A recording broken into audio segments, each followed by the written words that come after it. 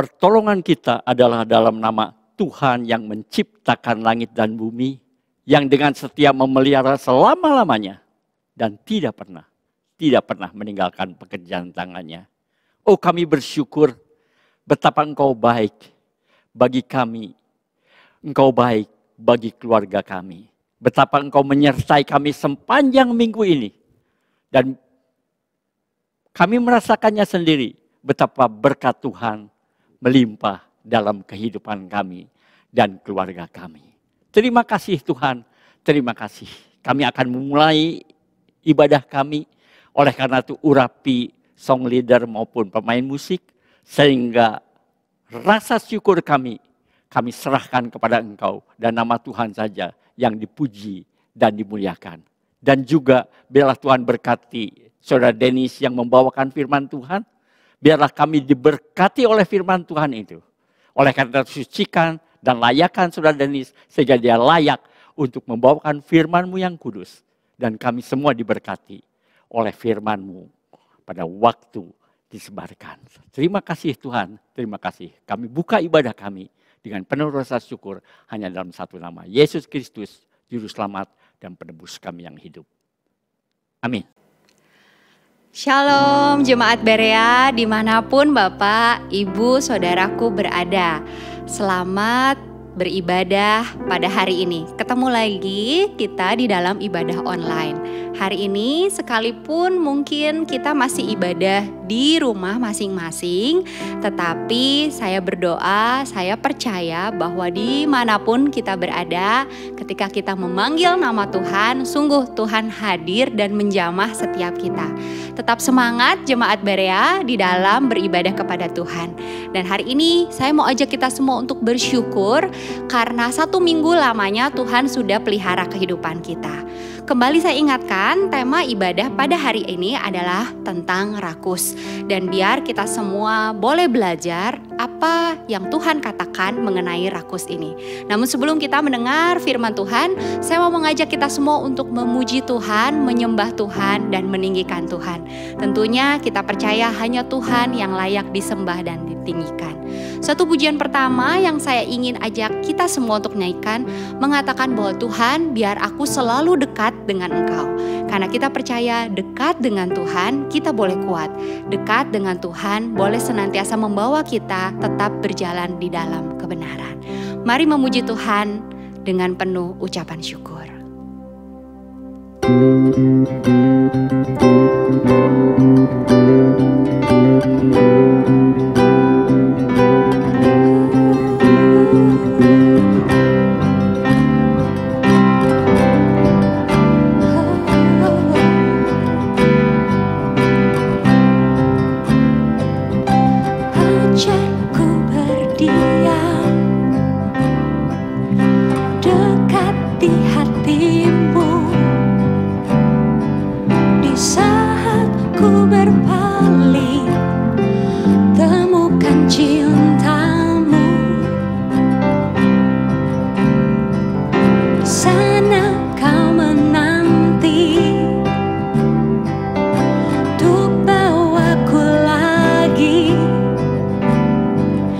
Sekutu dalam damai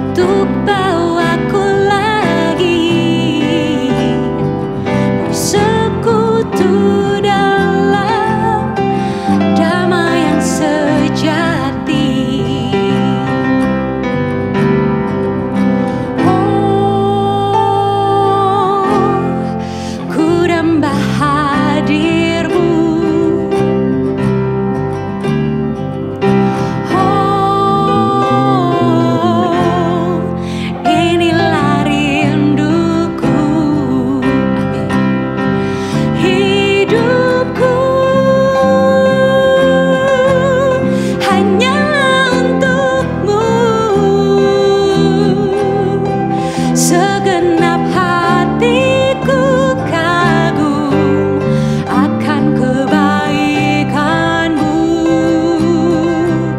dan nafasku menceritakan kasih-Mu. Oh, ajarku berdiam dekat di hati-Mu.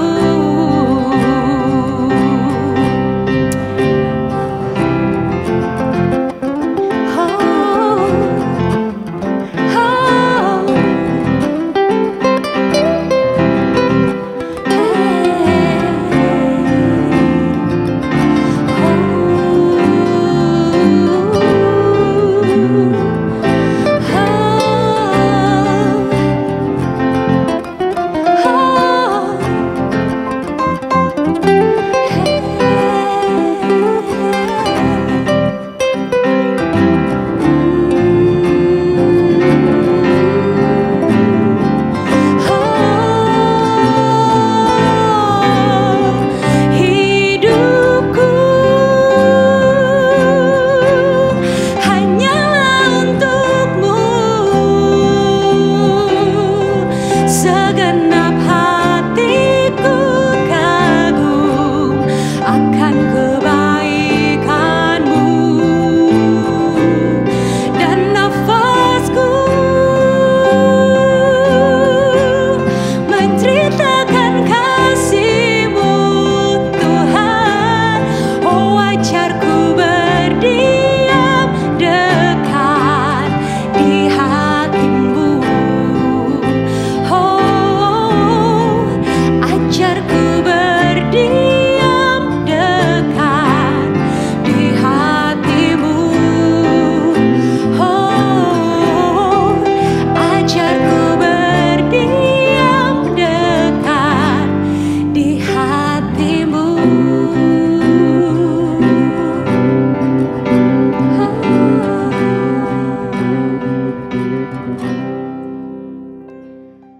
Ajar kami untuk selalu berdiam Tuhan dekat dengan Engkau, karena Engkau adalah Bapa kami yang terbaik. Biar dalam seluruh kehidupan kami, apapun yang terjadi, kami terus memandang kepada-Mu Tuhan. Karena kami percaya Engkau Bapa yang baik, rencana-Mu baik bagi kami, dan Engkaulah sumber kebenaran kami. Terima kasih Tuhan, karena Engkau mengasihi kami.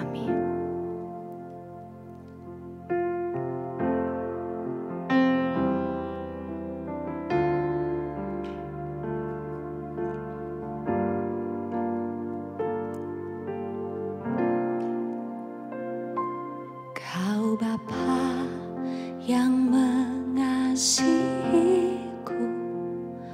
kuasa-Mu memulihkanku, hati yang baru Kau berikan untukku dapat melihat rencana-Mu indah bagiku. Kau ada di setiap jalanku, hatiku haus dan lapar akan Engkau. Kaulah segalanya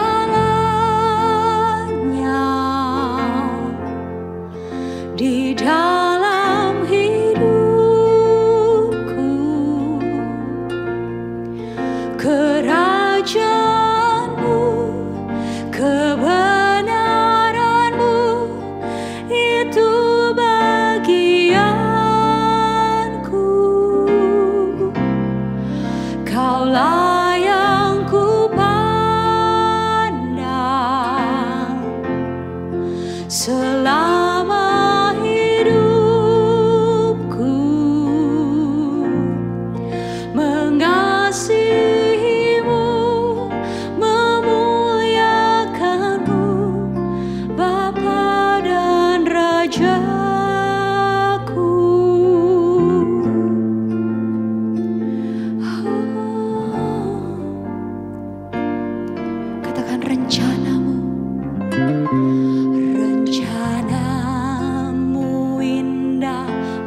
bagiku.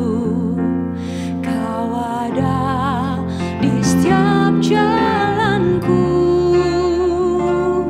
Hatiku haus dan lapar akan Engkau. Kaulah segalanya di dalam hidupku. Kerajaanmu, kebenaranmu, itu bagianku. Kaulah yang ku pandang selama hidupku. Mengasihimu, memuliakanmu, Bapa dan Rajaku.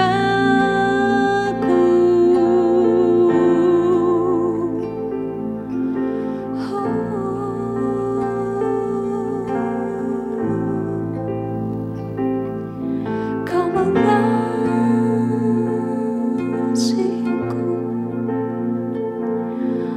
Tuhan.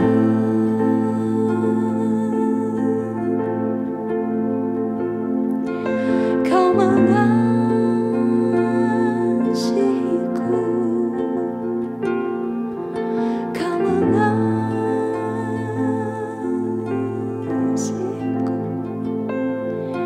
Kau mengasihiku. Kau Bapa yang mengasihiku. Kau mengasihiku.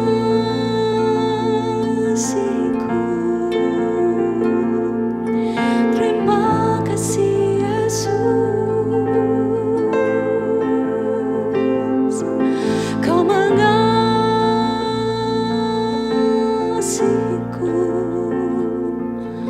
Terima kasih Yesus.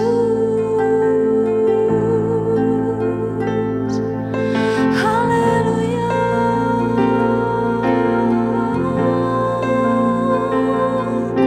Haleluya.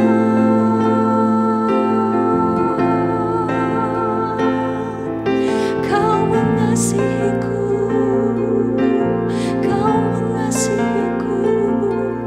Kau mengasihiku, Tuhan. Terima kasih Bapa. Terima kasih Yesus. Haleluya. Haleluya.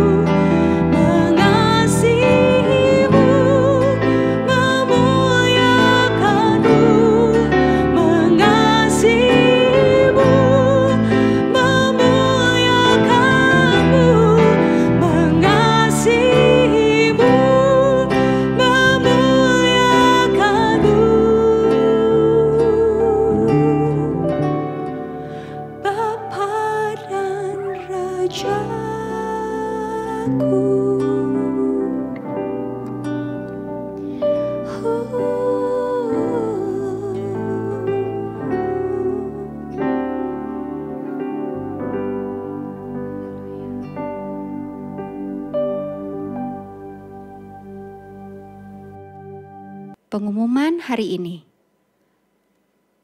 Pada hari Kamis, tanggal 21 Mei 2020, kita akan sama-sama merayakan Hari Kenaikan Tuhan Yesus ke surga. Ibadah kenaikan Tuhan Yesus akan diadakan secara online pada pukul 7.30 di hari Kamis tanggal 21 Mei 2020. Ibadah ini dengan tema khusus pola pikir. Pada tanggal 24 Mei 2020, kita akan kembali bersama-sama ibadah pada hari Minggu. Kebaktian umum akan diadakan secara online pada pukul 7.30. Sedangkan ibadah untuk anak-anak atau Victory Kids akan diadakan secara online juga pada pukul 9 pagi. Dan ibadah youth juga akan diadakan secara online pada pukul 10 pagi. Tema ibadah kita untuk tanggal 24 Mei adalah iri hati. Bagi jemaat yang rindu memberikan persembahan dan perpuluhan, dapat melakukannya melalui transfer ke rekening Gereja Rehoboth Berea. Rekening Bank BCA dengan nomor account 453 122 5222 atas nama Maria Herning Aruma _Sarinah. Persembahan dan perpuluhan dapat juga dilakukan secara elektronik, yaitu dengan cara meng-scan QR Code berikut ini. Jemaat dapat memberikannya melalui aplikasi elektronik seperti OVO, GoPay, serta yang lainnya. Untuk informasi lebih lanjut seputar kegiatan Gereja Rehoboth Berea, dapat mengirimkan pesan melalui nomor telepon 0851 5656 7265. Demikian pengumuman yang perlu disampaikan. Shalom saudara yang dikasihi Tuhan, selamat pagi. Pada hari ini kita akan kembali mendengar kebenaran firman Tuhan. Sebelumnya kita akan berdoa terlebih dahulu. Mari kita bersama-sama bersatu di dalam doa. Kami bersyukur buat kebaikan-Mu Tuhan, pada pagi hari ini kami boleh kembali beribadah, memuji dan memuliakan nama Tuhan. Pada hari ini kami juga rindu untuk kembali dibekali dengan kebenaran firman Tuhan. Kami percaya biarlah Engkau boleh berbicara melalui bibir mulut hamba-Mu ini, biarlah Engkau memberkati hamba-Mu dari ujung kepala sampai ujung kaki, menyerahkan hamba-Mu ke dalam tangan kuasa Tuhan. Kami percaya firman Tuhan disampaikan, kami boleh mendengar, kami boleh mengerti setiap kebenaran firman Tuhan. Kami siap mendengar kebenaran firman-Mu. Di dalam nama Tuhan Yesus, kami berdoa dan mengucap syukur. Haleluya. Amin. Saudara yang dikasihi Tuhan, tema firman Tuhan hari ini berbicara tentang rakus. Saudara, saya percaya bahwa makan dan minum adalah merupakan cara Tuhan memelihara kehidupan kita. Cara Tuhan memelihara kehidupan umat manusia. Kita bisa menikmati makanan-makanan yang ada di dalam dunia ini. Capcay, barongsai, saudara. Saudara yang dikasihi Tuhan, saya percaya bahwa setiap makanan yang ada kita bisa nikmati.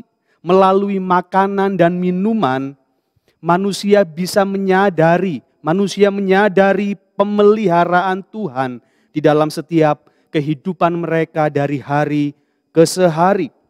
Sehingga manusia tidak melupakan Tuhan sebagai penciptanya. Dan kita sebagai ciptaan selalu bersyukur buat setiap makanan dan minuman yang kita boleh nikmati.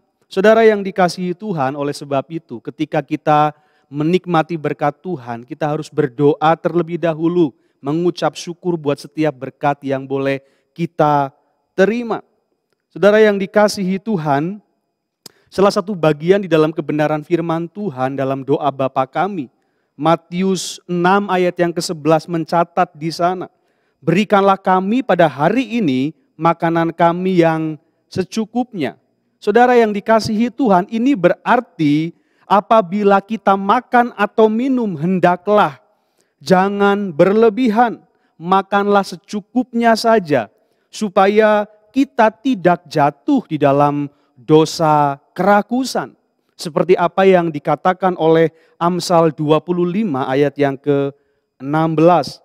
Kalau engkau mendapat madu, makanlah secukupnya. Janganlah engkau terlalu kenyang dengan itu, lalu memuntahkannya. Saudara yang dikasihi Tuhan, firman Tuhan jelas mengatakan kepada setiap kita, kalau kita makan, kalau kita minum, hendaklah kita melakukannya dengan cukup, tidak berlebihan. Saya teringat dengan bangsa Israel ketika mereka berada di padang gurun, kemudian Tuhan memberikan kepada mereka makan mana. Setiap hari mereka mengumpulkan mana yang turun dari langit, mereka makan mana. Tetapi kemudian saudara, mereka mulai mengeluh karena mereka harus memakan mana setiap hari. Mereka tidak bersyukur kepada Tuhan. Kemudian di antara mereka ada yang meminta daging kepada Tuhan.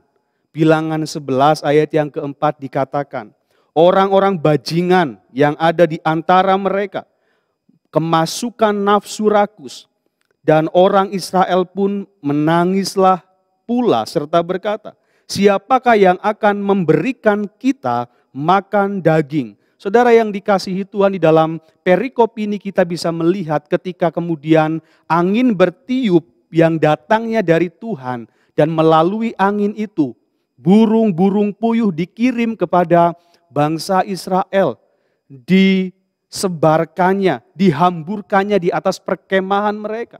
Dan kemudian saudara, perkemahan mereka penuh dengan burung puyuh. Saudara yang dikasihi Tuhan, dari sejak pagi, siang sampai sore, semua orang Israel mengumpulkan daging burung puyuh itu. Sebanyak yang mereka dapat kumpulkan. Tetapi saudara yang dikasihi Tuhan, nafsu kerakusan itu ada di dalam setiap orang-orang yang ada di sana. Oleh sebab itu saudara, di dalam Bilangan 11 ayat yang ke-33 sampai yang ke-34 dikatakan demikian.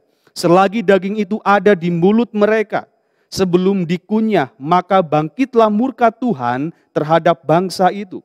Dan Tuhan memukul bangsa itu dengan suatu tulah yang sangat besar. Sebab itu dinamailah tempat itu Kibrot Ta'awa, karena di sanalah dikuburkan orang-orang yang bernafsu rakus. Saudara yang dikasihi Tuhan, mulut mereka penuh dengan daging, bahkan saya bisa membayangkan saking penuhnya mereka susah untuk mengunyah, saudara.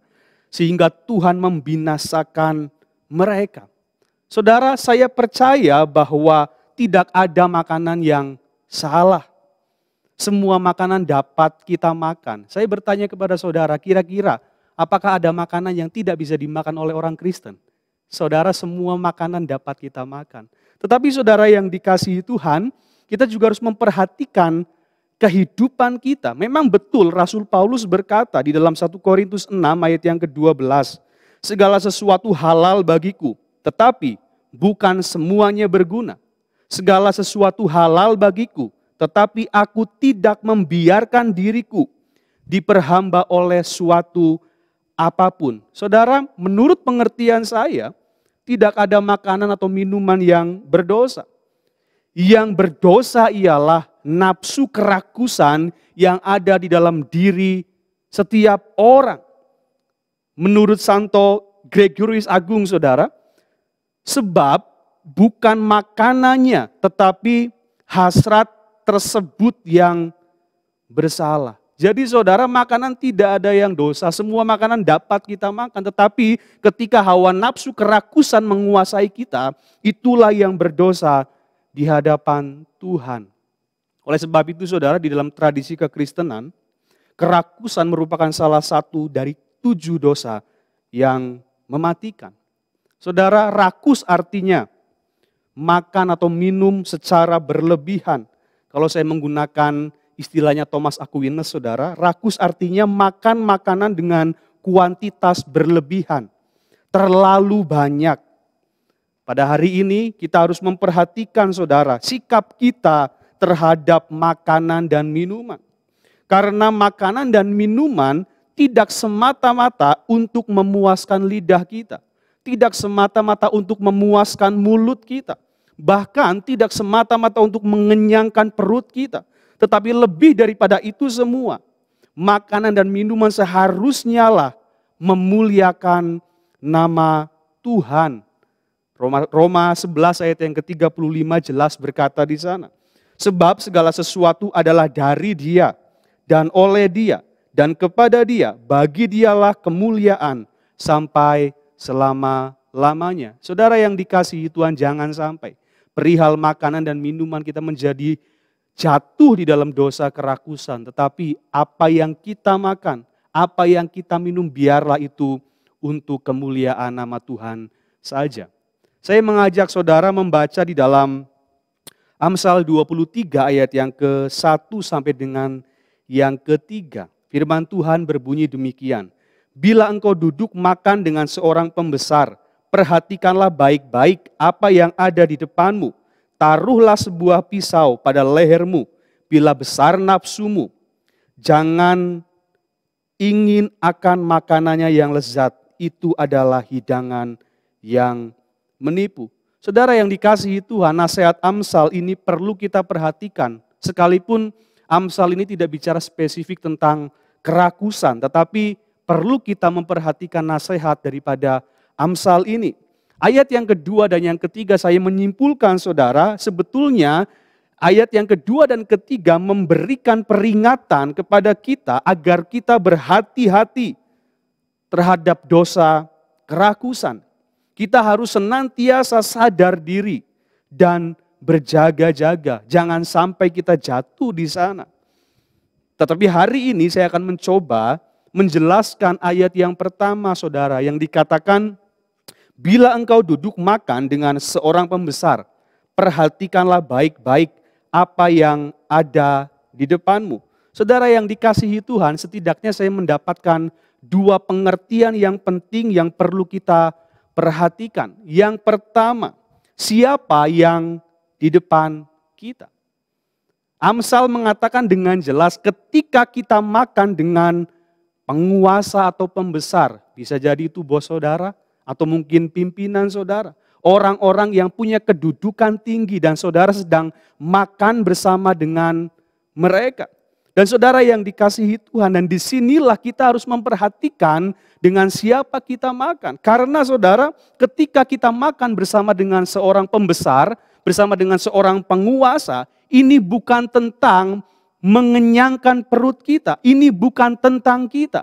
Ini bukan tentang bagaimana kita makan sebanyak mungkin dan kemudian kenyang. Bukan saudara. Tetapi ketika kita makan bersama dengan mereka, ini tentang orang yang ada di depan kita, yang harus kita hormati, yang harus kita hargai saudara. Jangan sampai ketika kita makan terlalu banyak, kemudian kita dinilai sebagai orang yang rakus. Sehingga apa? Sehingga nama Tuhan tidak dipermuliakan. Saudara yang dikasihi Tuhan, perhatikan baik-baik kebenaran ini saudara. Namun demikian tidak berarti ketika saudara makan sendiri di rumah, saudara bisa makan sebanyak mungkin yang saudara mau karena tidak ada orang yang lihat, tidak ada orang yang menilai. Tentu bukan itu maksud saya saudara. Karena poin yang kedua menjelaskan lanjutan daripada pengertian ini saudara. Pengertian yang kedua, di mana kita, apa yang ada di depan kita, kita juga perlu memperhatikan. Tentunya apa yang ada di depan kita ini berbicara tentang makanan, minuman yang tersedia. Saudara yang dikasihi Tuhan, kita harus memperhatikan makanan, minuman yang ada. Apakah baik atau tidak baik ketika kita memakannya. Apalagi kalau kita makannya terlalu banyak. Kira-kira buat tubuh kita apakah itu baik? Apakah itu akan mengganggu kesehatan kita? Atau tidak, kita perlu berhati-hati terhadap apa yang kita akan makan atau kita akan minum. Saudara yang dikasihi Tuhan, saya percaya sampai hari ini saudara, ketika kita makan berlebihan atau minum berlebihan, tidak akan pernah baik buat tubuh kita. Tetapi yang baik adalah kita makan secukupnya, tidak berlebihan, supaya keadaan kita tetap baik saudara, di dalam pemeliharaan Tuhan. Mungkin beberapa di antara kita berhenti makan makanan tertentu karena dianjurkan oleh dokter untuk alasan kesehatan.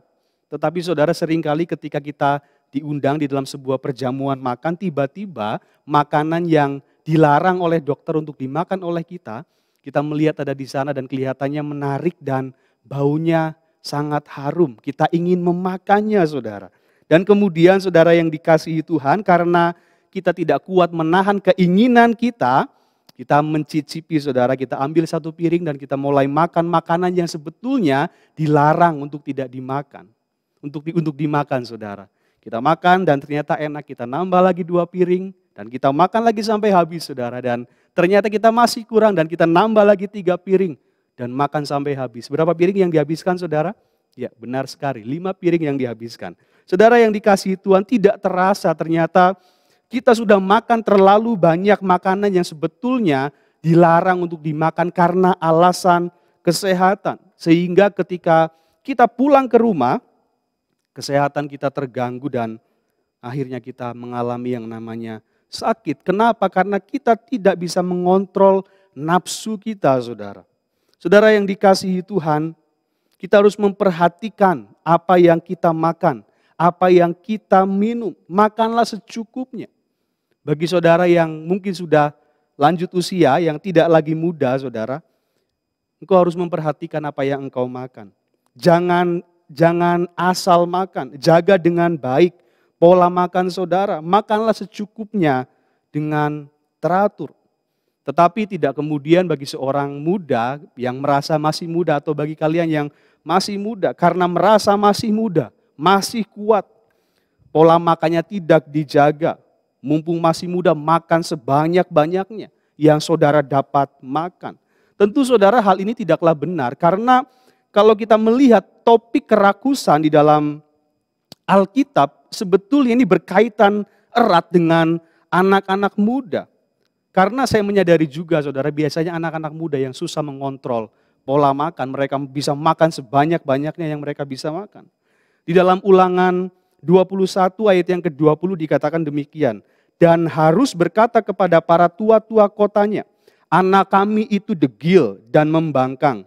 Ia tidak mau mendengarkan kami. Ia seorang pelahap dan peminum. Saudara yang dikasihi Tuhan, di dalam budaya Yahudi sebetulnya pelahap dan peminum itu sama artinya dengan orang yang rakus. Ternyata pada saat itu ada begitu banyak orang tua yang mengeluhkan anak mereka memiliki yang namanya nafsu kerakusan. Anak-anak mereka peminum dan pelahap. Jadi saudara yang dikasihi Tuhan, pada hari ini sebagai orang tua, engkau perlu memperhatikan hal ini. Oleh sebab itu saudara, sejak kecil, sejak anak-anak masih sekolah minggu, kita perlu mengajarkan mereka tentang nilai ini, saudara. Supaya anak-anak kita tumbuh tidak dengan nafsu kerakusan yang ada di dalam diri mereka. Mereka harus diajar bagaimana makan secukupnya, tidak berlebihan, tidak terlalu banyak. Kalau saya mengamati, saudara, biasanya kalau ibu-ibu atau bapak ngasih makan anaknya, saudara, pasti mereka bilang, ayo makan yang banyak, nak. Sebetulnya kalau kita harus koreksi, saudara, saya pikir kita harus mengganti kalimat itu dengan ayo makan yang cukup, nak. Itu akan lebih baik. Kenapa anak-anak makannya banyak? Karena memang dari kecil seolah-olah tidak disadari kita mengucapkan itu, ayo makan yang banyak. Tapi saya pikir saudara kita harus mengganti itu dengan kalimat ayo makan yang cukup, tidak terlalu banyak. Karena ketika kita terus mengatakan perkataan itu, sadar atau tidak disadari saudara, itu akan membuat anak tersebut menjadi orang yang punya nafsu makan yang banyak, yang berlebihan. Tentu itu tidak sesuai dengan kebenaran firman Tuhan. Firman Tuhan mengatakan dengan jelas di dalam Amsal 23 ayat yang ke-19 sampai dengan yang ke-20. Hai anakku, dengarkanlah dan jadilah bijak. Tujukanlah hatimu ke jalan yang benar. Janganlah engkau ada di antara peminum anggur dan pelahap daging. Janganlah engkau menjadi pribadi yang dikuasai oleh nafsu kerakusan. Saudara, penting sekali lagi saya katakan, untuk orang tua mengajarkan anak mereka menjadi pribadi yang tidak rakus dalam hal makanan. Saudara, saya juga teringat dengan Yesus Kristus sendiri ketika dia akan memulai pelayanannya, saya pikir ada tujuannya juga saudara ketika dia harus berpuasa 40 hari 40 malam, tidak makan, tidak minum. Saya percaya saudara ini berkaitan erat dengan kerakusan yang sering kali menguasai kehidupan manusia, berbeda dengan Yesus. Kerakusan tidak ada di dalam diri Yesus, dia menguasai itu semua.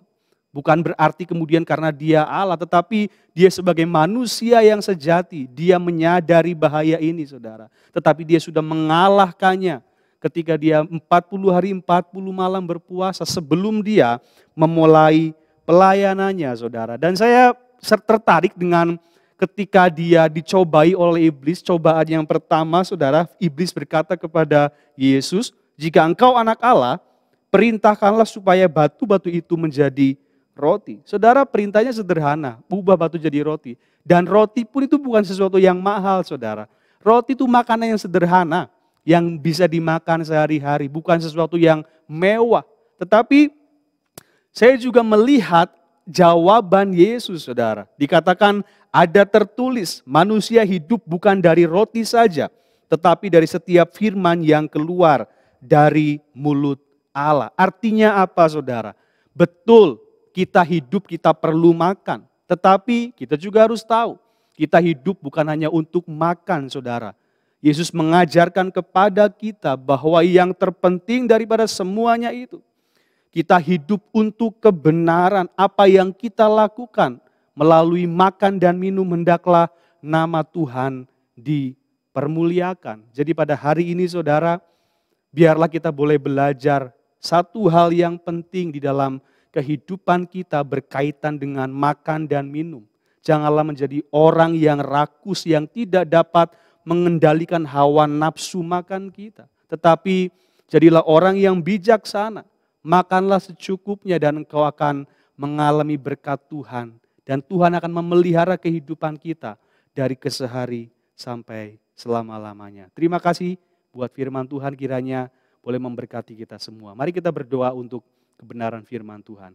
Kami bersyukur buat anugerah-Mu Tuhan, biarlah firman Tuhan disampaikan, kami boleh memahami setiap kebenaran firman-Mu, dan kami percaya Tuhan, kami boleh belajar kembali pada hari ini supaya kami tidak menjadi orang-orang yang dikuasai oleh nafsu kerakusan. Tetapi biarlah kami boleh terus belajar bahwa kami harus mengendalikan diri kami terhadap makanan minuman. Kami mau makan secukupnya saja untuk hidup kami, sehingga kami ditemukan oleh Engkau tetap menjadi orang-orang yang bisa menjaga hidup kami, tidak rakus tapi boleh menjadi orang-orang yang menerima berkat Tuhan dengan rasa cukup yang baik. Terima kasih Bapa, kami bersyukur dan berdoa di dalam nama Tuhan Yesus kami berdoa. Haleluya. Amin. Biarlah saudara-saudara mengangkat tangan saudara untuk menerima berkat daripada Tuhan. Kiranya berkat dari Allah Bapa, kasih karunia dan sukacita daripada Tuhan Yesus, dan persekutuannya Roh Kudus menyertai saudara-saudara dari saat ini sampai Maranatha, kedatangan Tuhan Yesus yang kedua kali. Amin. Terima kasih.